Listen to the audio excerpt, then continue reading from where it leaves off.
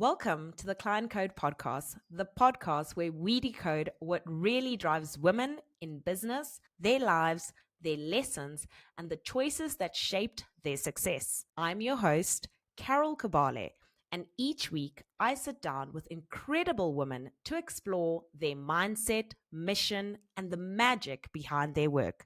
Because in business and in life, what you don't change, you choose.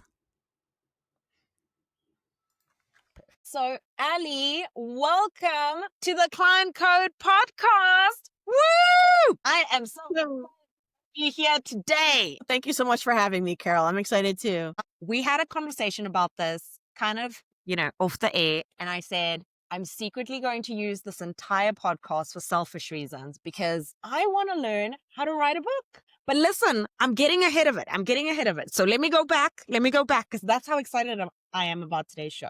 Let's start how we always start the show.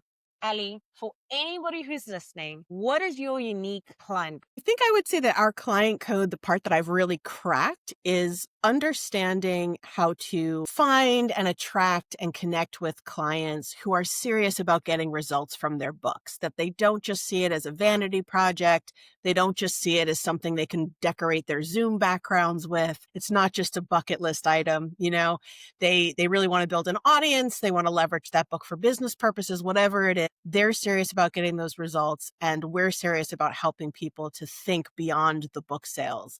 And when that happens, we're really in alignment. And of course, when you're in alignment with your clients, trust, follow-ups, referrals, all of that flows really naturally. I love that. Guys, we're writing books today. We are all becoming authors.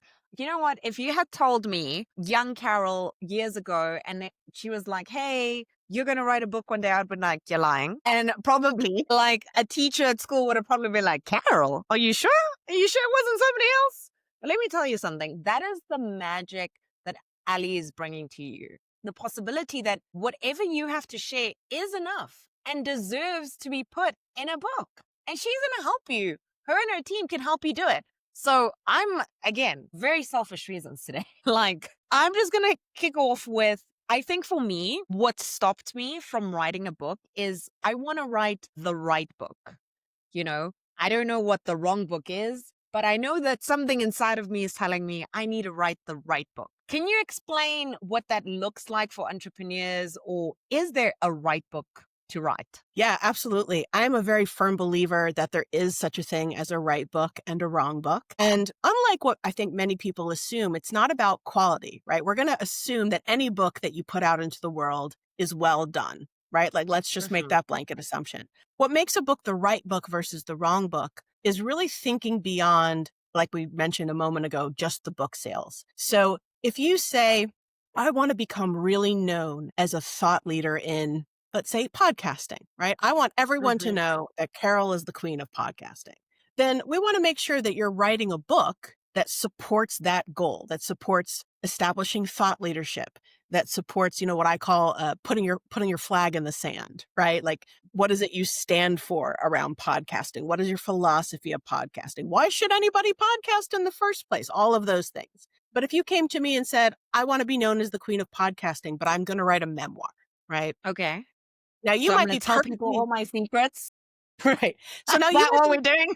I would actually say, no, don't write the memoir, because even though you might be capable of writing a perfectly good memoir, the people who buy and read memoirs is not the same audience as the people who buy and read business books. Correct. So if you want to be known as the queen of podcasting and you want this book to elevate you as a thought leader, you want it to be read by business leaders. You want it to be read by influencers, by other people, marketers, right? People in the space. So later, when you're super famous and everybody wants to know how you did it, then you write the memoir. But first, you might want to write that thought leadership book, right? So that's an example where you could write a book. It might still be a perfectly good memoir, but it's the wrong book for what you're trying to accomplish right now. When you say thought leadership, do you mean like something that we're already good at? So do I have to have created a framework or something that I guide clients through? Does it have to be something in stone, or can it just be like maybe lessons or things that I've learned? I don't know. I'm thinking outside the box. Like what would that look like as thought leadership? Yeah, I mean, it could include a mix of any of those things. Books definitely come in types, but they're not entirely formulaic. That's one of the things that's so magical and creative about creating a book is they're not precisely all the same. But there is a slight difference between, say, a thought leadership book that talks about your ideas, your philosophies, maybe some case studies, just sort of talking more broadly about results and things like that, and a book that's, let's say, in more of the prescriptive nonfiction category, where you really have like an exercise in every chapter and you're walking people through that's where your framework comes in, right? Where you're teaching people a Hmm. framework, step by step, do this, this, this, and then you'll achieve this transformation. That is also a kind of nonfiction book, but it's more prescriptive. Most thought leadership books focus more on the ideas, the philosophies, the experience, the stories. Okay. Okay. So even if you don't have a framework, even if you haven't got it all down, there's hope.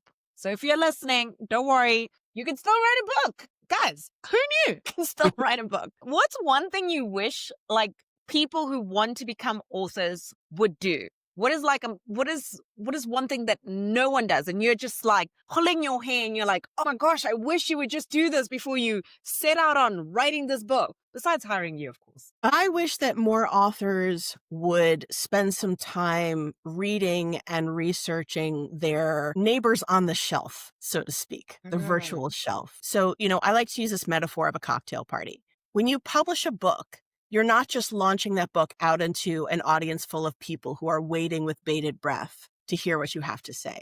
It's more like walking into a cocktail party an hour late. There are already books on your subject out there.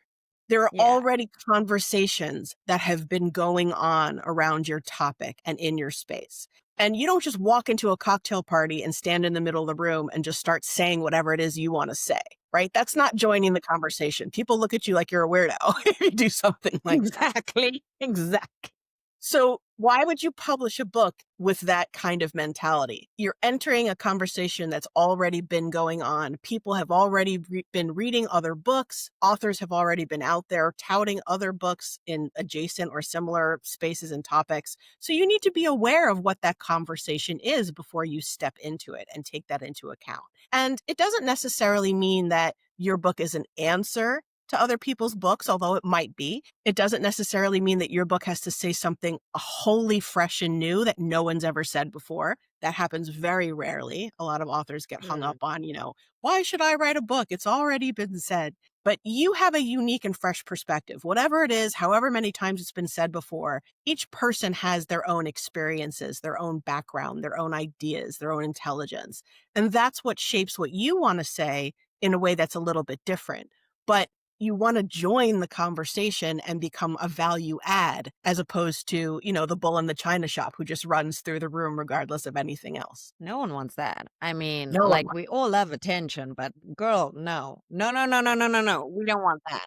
I'm also Exactly. just curious in a world that is so driven by us doom scrolling our life away, books, they're still like a great thing, or I don't know, are we just getting the Kindle version? Like, where do they fit in? Yeah, it's a good question. I think since the beginning of history, there's always been this sort of every time a new technology is created, right? Everyone thinks it's the death of something. Telephone's dead. This is dead. Books are dead. Ebooks have been around now for well over a decade, and certainly they haven't killed the book. They've just made the book more accessible. So, in a way, I actually think that the more our attention is divided by doom scrolling and social media and all of this stuff, books actually become even more important because it's still one of the very few vehicles, the only one that I can think of off the top of my head, where you can spend 6 to 8 hours in somebody's brain. That's an extended period of time that somebody is really engaging with you, your personality, your ideas, your instruction, your guidance. You can't do that in a blog post or a 2-second social media post. It's just not happening on other platforms. So I think a book is really very special in that. You're right. Because as you were saying it, I was just picturing like me with my Kindle. It's like a very intimate thing. Like, smut aside, the educational stuff that I'm reading is very good. And it makes you see that person really quickly in an authority, someone that you can listen to. You end up quoting a lot of the things that you learn. And you're just like, yeah, I was reading this book and this thing happened. And then it was like, great. So books are here to stay. I think that's what you're telling me. Yeah, Guys, the books are here to format stay. might change, right? The format might change. We might do more ebooks. Print books may eventually go away. Maybe books will become multimedia experiences somehow. All of that certainly can change, but I think it's going to be a very long time before the basic idea of the book goes away. Okay, you heard it here first. The book is here to stay. I'm just letting you know. If you didn't know, now you know. I think one of the things that stops us all, well, myself, but all, the audience, of course, for research purposes, is how long this book needs to be. Because I think that's probably something that stops people from starting because they're like, well, I don't have anything to say that it's like 1,000 pages or whatever. And you're like, like, how long does it need to be? Like, best case scenario, like short and sweet. What can we get Yeah. away with? It depends really on the type of book you're trying to write. So when we talked earlier, right, about that thought leadership book, that kind of flag in the Hmm. sand, those books tend to run a little bit shorter. They can range anywhere between about 25,000 words to 40,000 words. And you certainly can write something shorter than 25,000 words, but the reason I use that as a benchmark is really very simple. If you want a print version and it's shorter than 25,000 words, you're going to end up with something so thin it's barely going to have a spine on it. It's really just not going to have that same presence that a physical book has. So that's why the minimum of about 25,000 words, it's roughly 100 printed pages. But yeah, 25 to 40,000-ish for that type of book. Now, if you write a book that's a lot meatier, if you do have like a signature framework, let's say you're a coach, for example, and you have a Hmm. 7-step process, for transforming your mindset around money, let's just say, you're going to need more space and time to walk that person and affect that transformation. So maybe your book is going to land a little more in the 40 to 60,000 word category. But honestly, for a really good nonfiction book, even with traditional publishing, which tends to like books to be a little bit longer, don't want a nonfiction book to be more than 75,000 words tops. If it starts to get longer than that, it starts to Uh-huh. put people off. It starts to really affect the pricing. And this day and age, it's just not what people want to read. Okay. Well, that feels doable. I don't know. I thought you were going to hit me with like a huge number and I was going to be like, okay, I'm out again. I'm out. No, Can't do it. no, But that it's a feels fact. very doable. Yeah. Yeah. A lot of people, they think that I'll make it thicker and thicker, right? I'll put more and more into the book. I'll really fill it with everything I've ever learned. And it's a wonderful impulse to want to share everything you've ever learned. But from a marketing perspective, that's actually the kiss of death. You don't want a book to be 1,000 pages. No one's buying a book for 1,000 pages. Well, Not I don't know. nonfiction anyway. Yeah, well, if it's like I don't know if there's some fairies and they're doing some things, maybe. But if there's no fairies, I don't know. I don't think our listeners are reading 1,000 books of that. Great. So let's say this: I have an idea for a book. What is my next step to get this out there? What do I do? Okay. So you have a business, you have a platform, you're an expert in some particular topic area. You want to write a book. The very first thing you want to think about is what do you actually want to achieve with your business? Actually has nothing to do with the book at all. What are you trying to do in your business? What are your next steps? What are your goals? Are you trying to get on stages as a speaker? Are you trying to get hired to do corporate retreats? Are you just trying to be known in a space? Or maybe you've been known in a space and you want to pivot into a different niche and you need exposure in that niche. You need a book to bridge you. So first you got to be clear about what you actually want to accomplish in the world. That's really the very first step. And from there, the next step still isn't really about the book. The next step is about the people. Who do you need to reach to make that goal happen? Right? How does it, so you're sort of backwards engineering. Well, I want to do Yeah. this with my business. I need to connect with these kinds of people to make that happen. And then you start thinking about the book idea. Okay, so what is the book that those people need? What's the problem I need to solve for them? What's the idea I need to educate them about? What's the myth I need to bust for those people to connect with them so that they can help me to achieve my goal? Okay. So honestly, writing this book is a lot like marketing. As you were doing it, I was like, well, it's not about the program. It's not about the solution. It's more about like the people who need the solution. Let's think how we're going to get it to them before we just throw an ad together and like put it out there. So before you put Exactly. anything out there, we basically have to make sure that, hey, what are we going to use it for? I that. And also, I wanted to say, with your book, when you said it had to be really thin, I had this idea of like, it has no spine, so it's like a jellyfish. So, guys, we don't want any jellyfish books out there. We want strong books with That's strong right. spine. I don't That's know right. why that came into my head, but that's what popped in. I was like, okay, interesting. Can I ask, what has been of late your favorite kind of book projects that you've worked with someone? Like, what has been a highlight? Gosh, well, we recently had a wonderful highlight. So we had a woman that we'd been working with for over a year, I think almost 2 years from start to finish. We don't do a lot of book coaching projects. I've sort of experimented with that, but this woman was a part of one of those campaigns. So we started with her from the very beginning. We helped her nail down the concept for her book.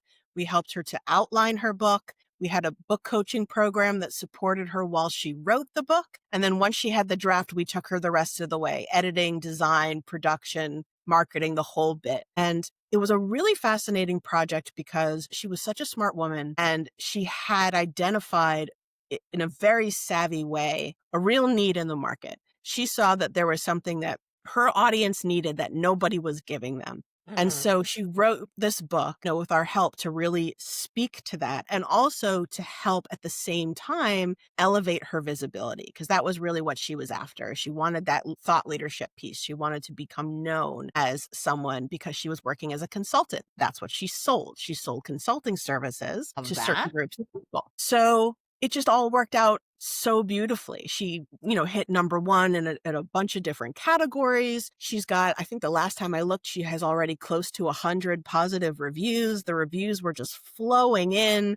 When everything is in alignment, it makes the entire thing happen so much more smoothly. There certainly was strategy involved, but she didn't have to push the way some other authors have to push because they didn't do that thought, at the very beginning about what we were just talking about, what they wanted the book to do and who was it really going to serve and all of that stuff. It was magical to see it all fall into alignment for her. And now she's doing the audiobook and the audiobook is about to come out and we're going to get to see it happen all over again. It's just, she's so happy and she's so sweet. And it's just such a joy to have been a part of it all. I can see how passionate you are about helping people be visible through books. Like, I could see it in your face and the way you were just like, man, this person's going to win. I love when people win. And like, I can see that, like, this book, I don't even know what it is, but I'm like, tell me more about the book because that's how excited you are about it. Yeah. I love that. I I will love tell that. you, I think it's good to really understand the example. So the book is